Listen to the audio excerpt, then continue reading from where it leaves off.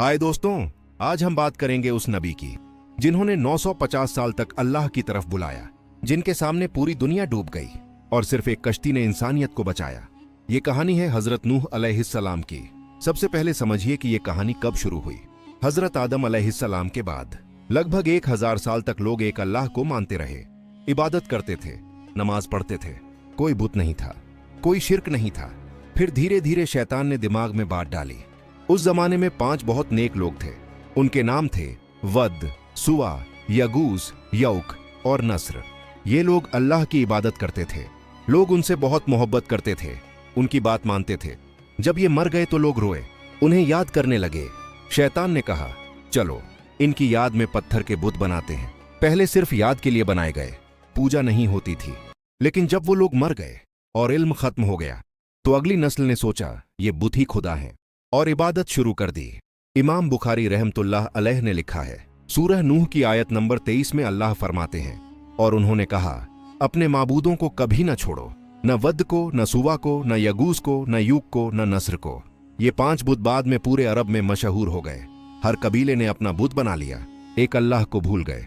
अब जमाना आया हजरत नूह अलैहिस्सलाम का। वो हजरत इद्रीस अलैहिस्सलाम के परदादा के बेटे थे। उस वक्त लोगों की उम्र बहुत लंबी होती थी। हजरत नूह अलैहिस्सलाम की उम्र 1000 साल से भी ज्यादा थी। इब्ने अब्बास रदियल्लाहु अन्हुमा फरमाते हैं, आदम और नूह के बीच 10 करण थे, हर करण 100 साल का, यानी 1000 साल। अब पूरी दुनिया में शिर्क फैल चुका था, लोग बुतों को सजदा करते थे। अल्लाह ने हजरत नूह को नबी बनाया और हुक्म दिया, अपनी कौम को डराओ, अजाब आने से पहले तौहीद की दावत दो। हजरत नूह अलैहिस्सलाम ने दावत शुरू की, सुबह से शाम तक, रात को भी घर घर गए, बाजारों में खड़े होकर पुकारा, चुपके से समझाया, ऐलानिया बोला, कहा, ए मेरी कौम, एक अल्लाह की इबादत करो, बुतों को छोड़ दो वरना अजाब आएगा। लेकिन लोग नहीं माने। सरदार बोले, तू भी तो हमारी तरह इंसान है, तेरे पीछे सिर्फ गरीब, मजदूर, गुलाम चलते हैं, इनको निकाल दे, तब बात करेंगे। हजरत नूह ने साफ मना कर दिया, कहा, अल्लाह के सामने सब बराबर हैं, अमीर गरीब का फर्क नहीं, जो ईमान लाया वो मेरा भाई है, मैं किसी को निकाल नहीं सकता। लोग और गुस्सा हुए, मजाक उड़ाने लगे। कहा, अजाब दिखा, अगर सच्चा है तो। हजरत नूह ने कहा, अजाब अल्लाह लाएगा, जब आएगा कोई नहीं बचेगा। 950 साल गुजर गए, सिर्फ 80 लोग तकरीबन ईमान लाए, 10 लोग तकरीबन अमीर, बाकी गरीब, मजदूर, यतीम। कोई नया मुसलमान नहीं हुआ। अल्लाह की वहय आई, अब और कोई नहीं मानेगा। हजरत नूह ने बद्दुआ की, ऐ अल्लाह, जमीन पर एक भी काफिर न छोड़, ये तेरे बंदों को गुमराह करेंगे। अल्लाह ने हुक्म दिया, कश्ती बनाओ। हजरत नूह पहाड़ पर रहते थे, समुद्र दूर था। जिब्राइल अलैहिस्सलाम आए, कश्ती बनाने का तरीका सिखाया। बड़े बड़े लकड़ी के तख्ते काटे, लोहे की कीलें ठोकी, तारकोल लगाया, 3 मंजिल बनाई, हर मंजिल में दरवाजा, ऊपर नीचे बंद, ताकि बारिश ना आए। कश्ती की लंबाई थी 300 गज के करीब, चौड़ाई 50 गज तकरीबन, ऊंचाई 30 गज के आसपास, यानी 1 किलोमीटर लंबी।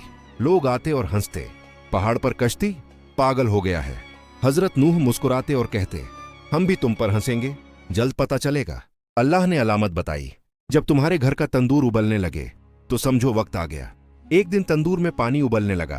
हजरत नूह ने हुक्म दिया, हर जानवर का नरमादा जोड़ा लाओ, हाथी, शेर, हिरण, चीता, हर परिंदे का जोड़ा, हर कीड़े का जोड़ा। अल्लाह की कुदरत, सब अपने आप कश्ती के पास आए। फिर 80 के करीब ईमान वाले चढ़े। हजरत नूह के घर वाले चढ़े, सिवाय एक बेटे के, नाम था कनान। वो काफिर था। कहा, मैं पहाड़ पर चला जाऊंगा।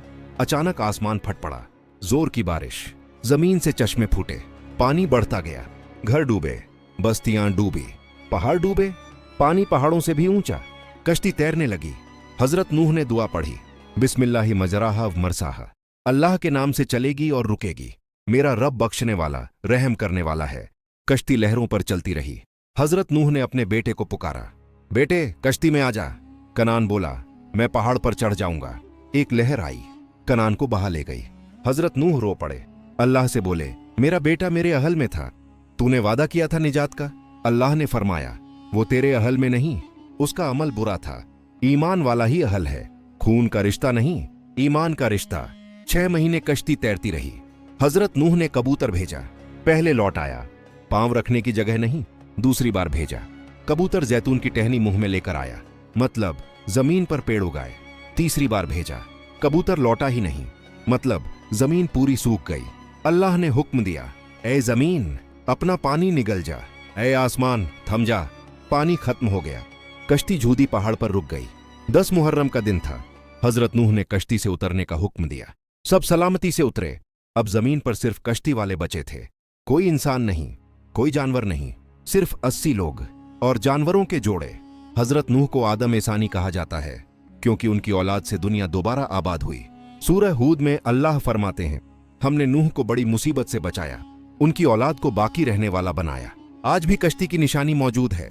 तुर्की के जूदी पहाड़ पर 2 टुकड़ों में अल्लाह ने फरमाया, हमने इस वाकये को निशानी बनाकर रखा है ताकि नसीहत हासिल करने वाले नसीहत लें। ये थी हजरत नूह अलैहिस्सलाम की कहानी। 950 साल की दावत, 80 ईमान वाले, एक कश्ती और अल्लाह की रहमत। अल्लाह हमें भी तौहीद पर मरने की तौफीक दे, हजरत नूह अलैहिस्सलाम की तरह सब्र करने की तौफीक दे। तो दोस्तों, ऐसी और सच्ची कहानियां सुनने के लिए चैनल को सब्सक्राइब करें और बेल आइकन दबाएं। अल्लाह हाफिज।